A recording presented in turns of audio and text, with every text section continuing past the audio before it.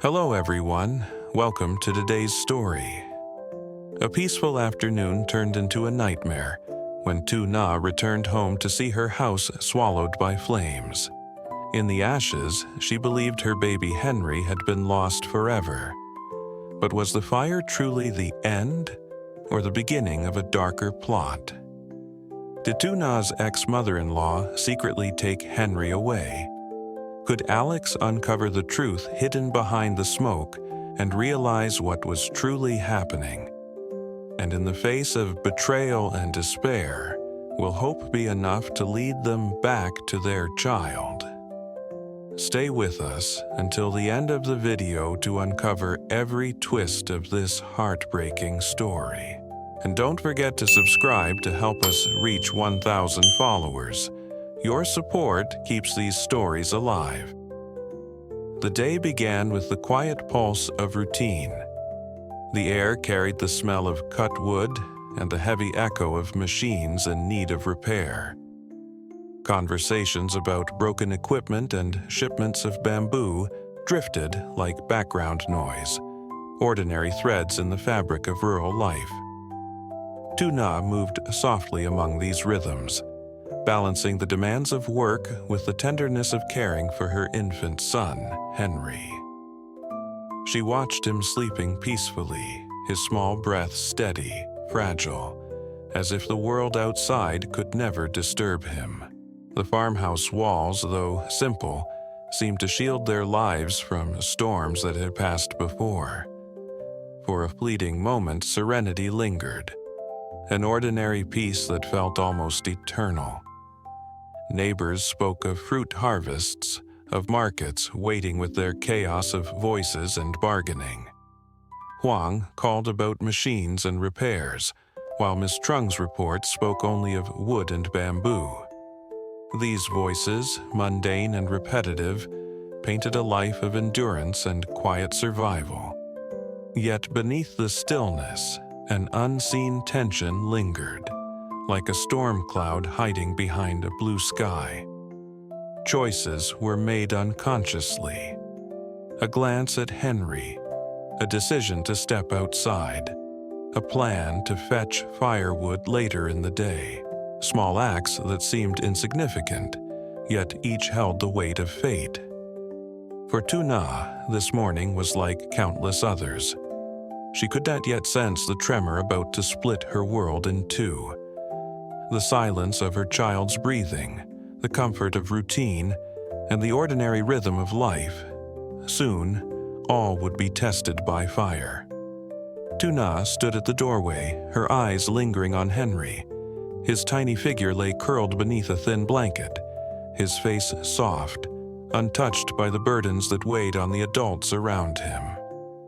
The air inside was warm, the hush of sleep filling the room with a sacred stillness. She hesitated for a breath, torn between staying beside him and tending to the work that never seemed to end. The firewood was running low. Without it, the evening meal would be cold, the silence heavier. She whispered to herself, "Just a little while. He will still be here, sleeping, when I return." With that thought, she stepped out, leaving Henry in the cocoon of the home they had built from scraps of endurance. Outside, the air was sharp, carrying the scent of earth and the distant hum of the factory. Leaves rustled with a strange unease, though she did not notice.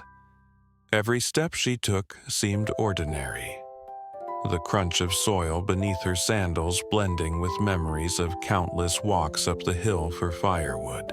Yet, destiny often hides in the smallest choices, the moments when a mother trusts the world with her child, if only for a few minutes. Behind her, in the quiet shadow of the house, another figure lingered, eyes heavy with bitterness, hands trembling with a plan too long nurtured.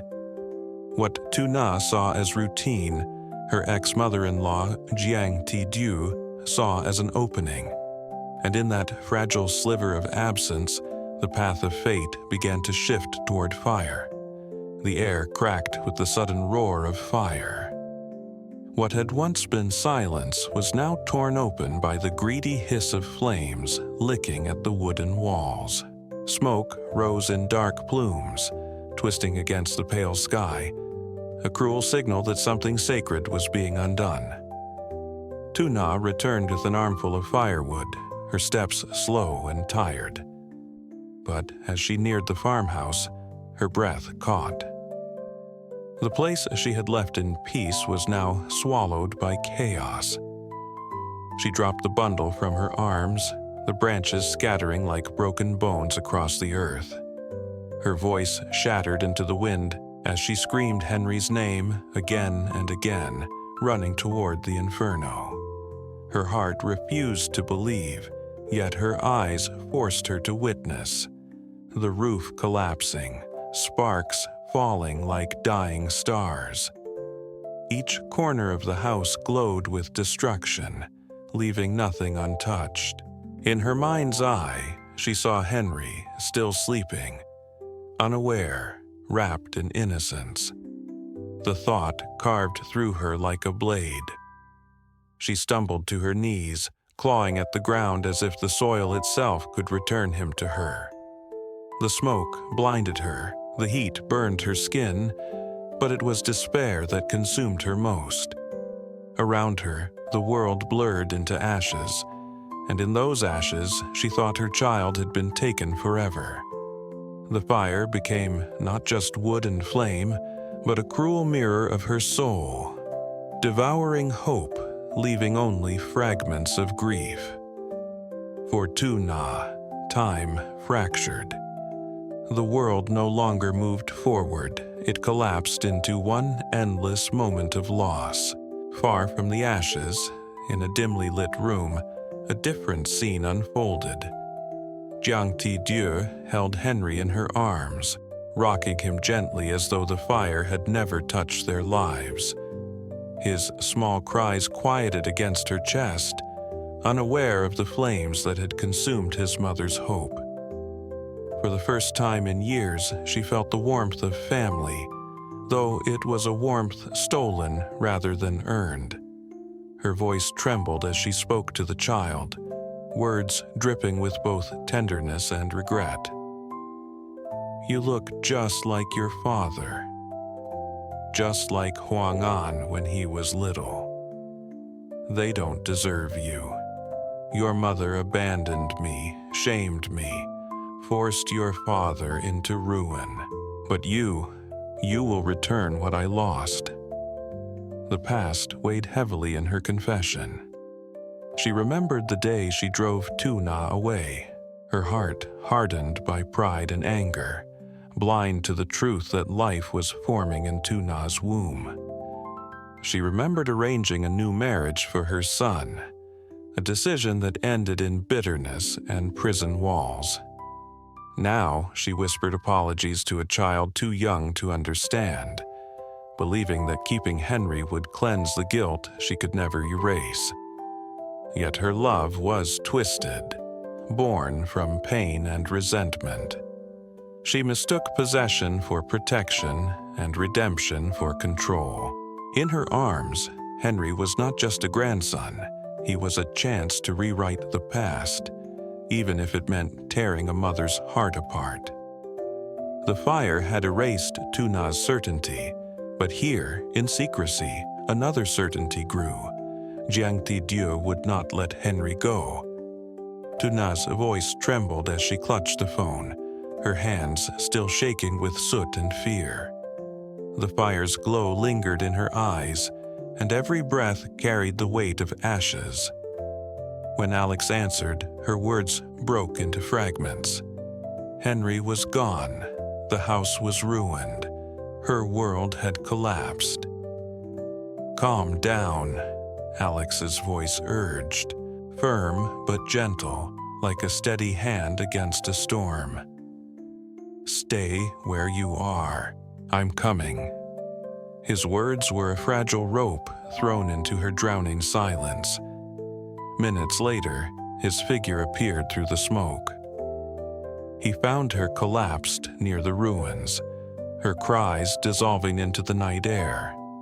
He lifted her to her feet, holding her as if to keep her from vanishing into despair. She clung to him, her body trembling, her voice cracked by the only question that mattered. "Where is Henry?" Alex looked at the charred remains, his eyes narrowing. Something felt wrong. The fire had devoured wood and walls, but no trace of a child's fragile body lingered there. The absence itself was suspicious, a silence that spoke louder than flames. "Listen to me," he said softly, meeting her tear-stained eyes. "Henry may not be gone. This doesn't feel right." Tuna's sobs slowed for a heartbeat, doubt flickering with the fragile ember of hope. She wanted to believe, yet fear chained her thoughts. Alex held her tighter, his voice steady. "We will find him. You are not alone in this." And in that fragile exchange, grief meeting reason, despair meeting resolve, the search for truth began. At the police station, the weight of silence pressed down like another fire, one that burned without flames. Tuna sat trembling, her eyes hollow from tears, while Alex spoke for her, his voice calm but edged with urgency. The officers listened, taking notes, asking questions. When had she last seen Henry? Who could have come near the farm? Who bore resentment deep enough to steal a child? Names surfaced: Mrs. Tang, who often cared for the baby, neighbors who passed by, and finally a single shadow, Jiang Ti-Diu, the ex-mother-in-law. Alex's memory sharpened, recalling her sudden visits, her strange words, the bitterness in her eyes. Suspicion settled like a stone in the room. The police agreed to search. Together with Alex and Tuna, they drove through winding paths, knocking on doors, speaking to those who had once sheltered the woman. Each answer led to another dead end. She was here, but she left. She stayed for a while, then disappeared. Hope rose and fell like waves, leaving Tuna weaker each time. The day dimmed into evening. Shadows lengthened and the trail grew colder. The officers finally paused, advising patience until morning. Tuna's hands clutched at Alex's sleeve, her voice breaking. "What if he's alone, afraid?" Alex pressed her hand gently, his eyes steady even in exhaustion. "If she took Henry, she will not harm him. We will find him." But as the car rolled back through the darkness, uncertainty lingered.